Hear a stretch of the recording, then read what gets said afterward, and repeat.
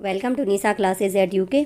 आज हमारी है उत्तराखंड हिस्ट्री की तीसरी क्लास और मैं आपको उत्तराखंड हिस्ट्री करवा रही हूँ परीक्षा वाणी की बुक से और मैं आपको एमसीक्यू के फॉर्म में करवा रही हूँ। ठीक है, जो टॉपिक परीक्षा वाणी में है उनको मैंने एमसीक्यू के फॉर्म में आपको 20-20 लगभग 20-20 टॉप एमसीक्यू में हर टॉपिक से आपको करवा रही हूँ। और आज का टॉपिक जो हमारा है ये जो आपके कार्तिकेयपुर, राजवंश और कुनिंद वगैरह थे, इनसे संबंधित जितने भी क्वेश्चन आपको मिल सकते हैं 20 क्वेश्चन मैं आज आपको करवाने वाली हूँ। ठीक है, पहला क्वेश्चन क्या है, उत्तराखंड पर शासन करने वाली प्रथम राजनीतिक शक्ति कौन थी। ठीक है, तो जो विभिन्न स्रोत हैं हमारे उनके अनुसार उत्तराखंड पर शासन करने वाली प्रथम राजनीतिक शक्ति थी वो थी आपकी कुनिंद। ठीक है, कुनिंद के बाद क्या होता है, कुनिंद के बाद आता है हमारे उत्तराखंड में आते हैं शक। ठीक है, सबसे पहले आपकी कुनिंद होती है, कुनिंद पे फिर उसके बाद यहाँ पे शकों का अधिकार होता है। और जो आपका कटारमल सूर्य मंदिर है वो इसका वहाँ पे जो ये माना जाता है कि कटारमल सूर्य मंदिर जो है वो शकों के अधिकार की पुष्टि करता है। ठीक है, शक के बाद क्या आते हैं आपके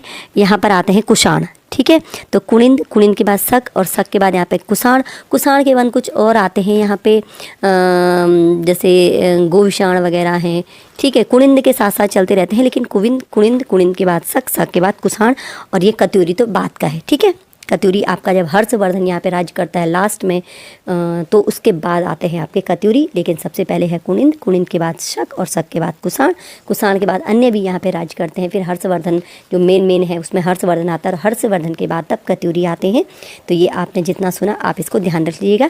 क्वेश्चन क्या था, उत्तराखंड पर शासन करने वाली प्रथम राजनीतिक शक्ति वो थी कुनिंद। ठीक है, एक और क्वेश्चन इसमें बनता है कि उत्तराखंड पर जो उत्तराखंड का प्रथम ऐतिहासिक राजवंश, एक है राजनीतिक शक्ति और एक है आपका पूछा जाता है एग्जाम में ऐतिहासिक राजवंश। ठीक है, ये तो राजनीतिक शक्ति, ये तो कुनिंद हो गई। और राजवंश की बात करें तो प्रथम ऐतिहासिक राजवंश आपका होता है कार्तिकेयपुर। प्रथम ऐतिहासिक राजवंश होता है आपका कार्तिकेयपुर या आपका कत्यूरी वंश होता है। ठीक है, ऐतिहासिक राजवंश है और ये राजनीतिक शक्ति है, आप इनमें डिफरेंस जरूर पहचान लीजिएगा। नेक्स्ट है कुनिंद वंश का सबसे शक्तिशाली शासक कौन था। जो कुनिंद वंश का सबसे शक्तिशाली शासक था आपका, जो हमें परीक्षा वाणी से आपको बता रही हूँ, वो था आपका अमोघ भूति। कुनिंद वंश का सबसे शक्तिशाली शासक था अमोघ भूति था। ठीक है, चलिए, और इसके बाद ही यहाँ पे कौन आते हैं, शक आते हैं, अभी मैंने बताया। और शक के बाद कौन आते हैं, कुषाण आते हैं। अल्मोड़ा से प्राप्त कुनिंद मुद्राओं पर निम्न में से किन राजाओं के नाम अंकित हैं। ठीक है, अल्मोड़ा से जो आपकी कुनिंद मुद्राएं हैं उनमें से किन राजाओं के नाम अंकित हैं उन मुद्राओं पर। ठीक है, तो यहाँ पे आपको ऑप्शन मिलते हैं, आप देख सकते हैं, आ से गोमित्र, हरदत्त या शिवदत्त, ए एवं बी दोनों या इनमें से कोई नहीं। तो जो अल्मोड़ा से कुनिंद मुद्राएं प्राप्त हुई हैं उनमें आसेक, गोमित्र, हरदत्त, शिवदत्त आदि राजाओं के नाम अंकित हैं। कुनिंद मुद्राएं प्राप्त हुई अल्मोड़ा से आसेक, गोमित्र, हरदत्त, शिवदत्त, इनके नाम अंकित हैं। ठीक है, तो यहाँ पे ऑप्शन नंबर ए, सी एवं बी दोनों आंसर हो जाता है। चलिए, नेक्स्ट है कुषाण कालीन अवशेष निम्न में से कहाँ मिले। अभी हमने बताया कि क्या होता है, सबसे पहले कुनिंद का शासक, फिर यहाँ पे शक आते हैं, फिर कुषाण आते हैं। तो कुषाण कालीन अवशेष हमें कहाँ से मिले हैं, तो यहाँ पर जो आपका ऑप्शन नंबर डी है सही आंसर हो जाता है। यानी वीरभद्र जो ऋषिकेश में है, मोरध्वज जो कोटद्वार में है और गोविषाण जो काशीपुर में है। यानी वीरभद्र, मोरध्वज, गोविषाण इन सभी जगहों से कुषाण कालीन अवशेष मिलते हैं। वीरभद्र ऋषिकेश में है, मोरध्वज आपका कोटद्वार में, गोविषाण आपका काशीपुर में है। चलिए, नेक्स्ट है कुनिंदों के समकालीन योधेय शासकों की मुद्राएं कहाँ से मिली। जब कुनिंद यहाँ पे शासन कर रहे थे तो यहाँ पे कुछ योधेय शासक भी योधेय लोग भी शासन कर रहे थे, उनकी जो मुद्राएं हैं वो हमें कहाँ से मिली हैं, वो हमें मिले हैं जौनसार बाबर जो आपका देहरादून में होगा और कालो डांडा जो आपका पौड़ी में है। तो यहाँ से हमें योधेय शासकों की मुद्राएं मिली हैं। तो यहाँ पर आंसर हो जाता है ऑप्शन नंबर ए एवं बी दोनों। मैंने कोशिश की है कि आपको सभी कुछ इसमें जितने क्वेश्चन मैं आपको करवा रही हूँ पूरा का पूरा जो ये टॉपिक में करवा रही हूँ सारी चीज़ें इसमें इंक्लूड हो जाए। ठीक है, चलिए, नेक्स्ट है बाढ़ वाला यज्ञ वेदिका का निर्माण किसने करवाया था। यहाँ पे 4 ऑप्शन आपको दिख रहे हैं। तो बाढ़ वाला यज्ञ वेदिका का निर्माण कराया था राजा सील वर्मन ने। ठीक है, तो ये कब हुई थी, इनका निर्माण हुआ था आपका तीसरी सती में। एग्जाम में कुछ भी पूछा जा सकता है ना, ट्रिपल एस में तो बहुत ज़्यादा डीप पूछा जाता है। तो बाढ़ वाला यज्ञ वेदिकाओं का निर्माण हुआ था तृतीय सती में, तृतीय है 3वीं सदी में। और ये किसने करवाया था, राजा सीलवर्मन ने। और सीलवर्मन को कुछ लोग तो कहते हैं आपके कुनिंद हैं, ठीक है। अब चूंकि कुनिंदों के साथ साथ कौन शासक कर रहे थे, यहाँ पे योधे लोग शासन कर रहे थे। कुछ लोग इनको कुनिंद कहते हैं, कुछ लोग इनको योधे कहते हैं। लेकिन जो बाणवाला यज्ञ वेदिका है, इसका निर्माण कराया था राजा सीलवर्मन में। क्या थे? कुछ के अनुसार कुनिंद थे, कुछ के अनुसार ये योधेय थे। ठीक है, चलिए आगे हैं। कन्नौज के मौखरी राजवंश ने उत्तराखंड पर कब अधिकार किया?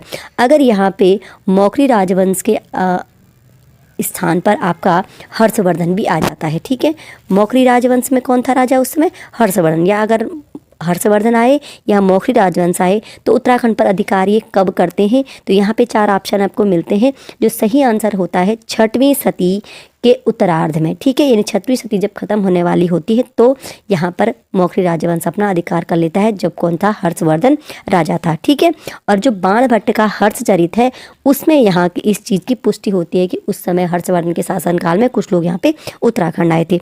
उसी समय यहाँ पर कौन आया था? आगे देखते हैं नेक्स्ट क्वेश्चन में।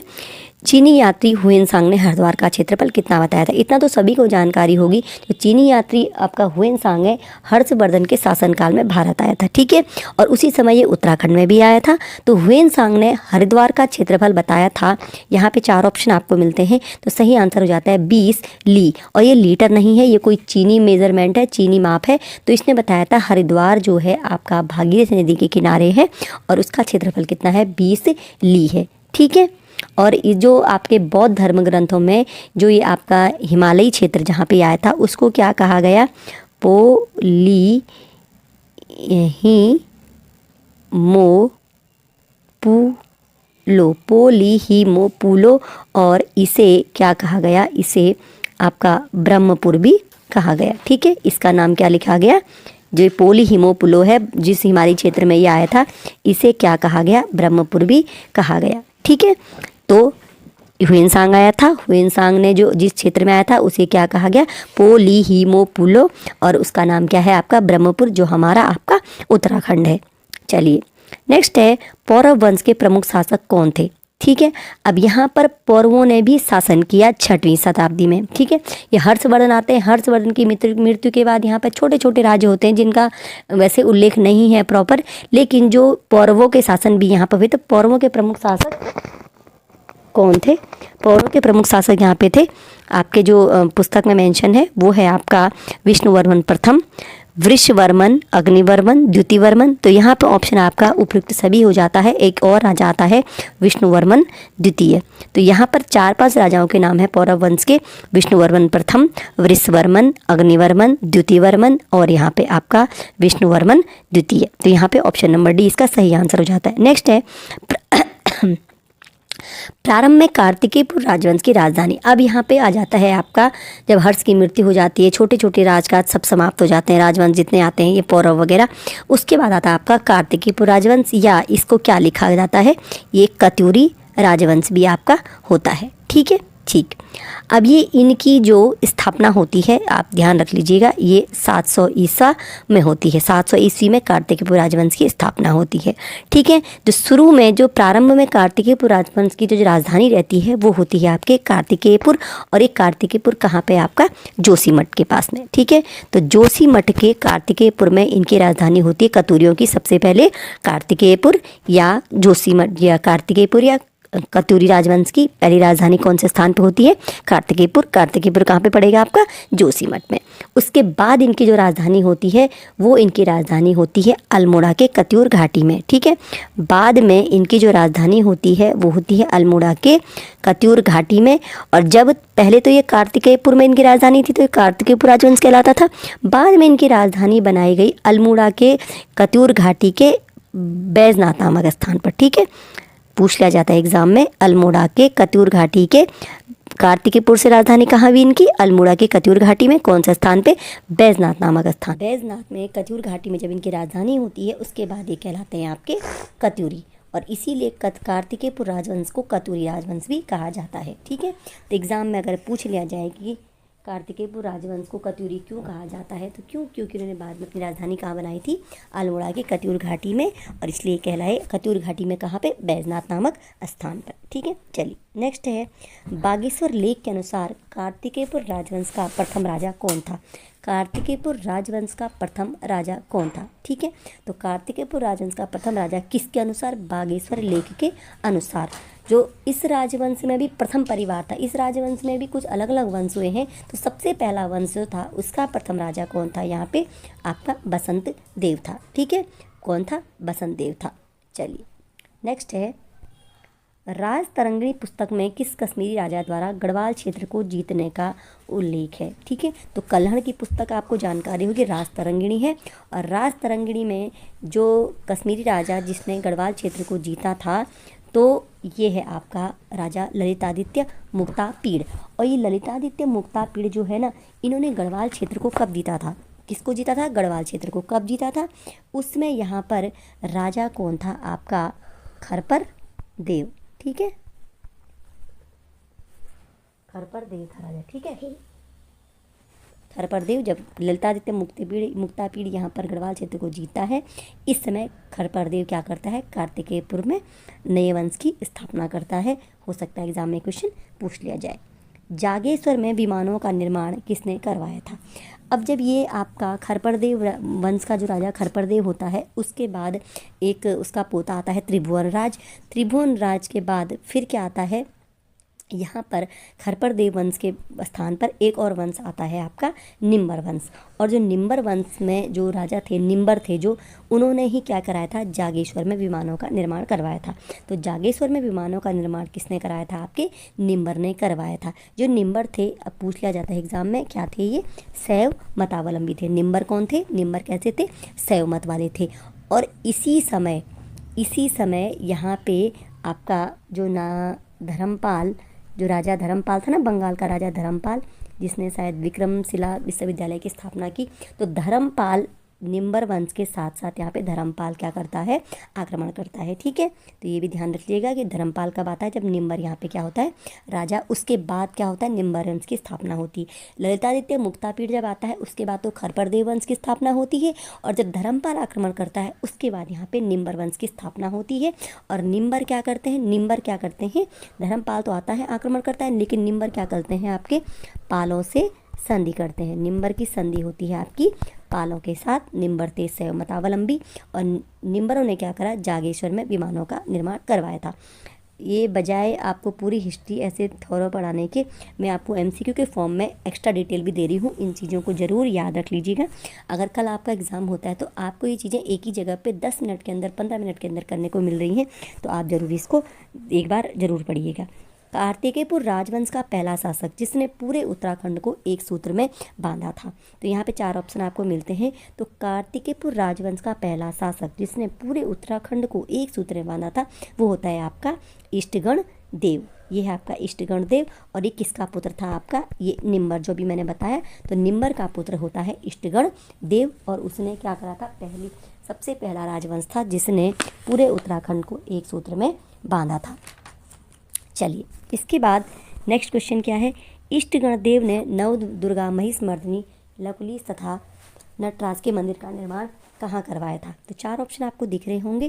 तो जो इष्टगण देव था उसने नव दुर्गा महिषमर्दिनी, लकुलिश और नटराज के मंदिर का निर्माण करवाया था आपका जागेश्वर में। ठीक है, जागेश्वर में करवाया किसने? इष्टगण ने। 3 मंदिर बताए, नव दुर्गा महिषमर्दिनी, लकुलिश और नटराज के मंदिर का निर्माण।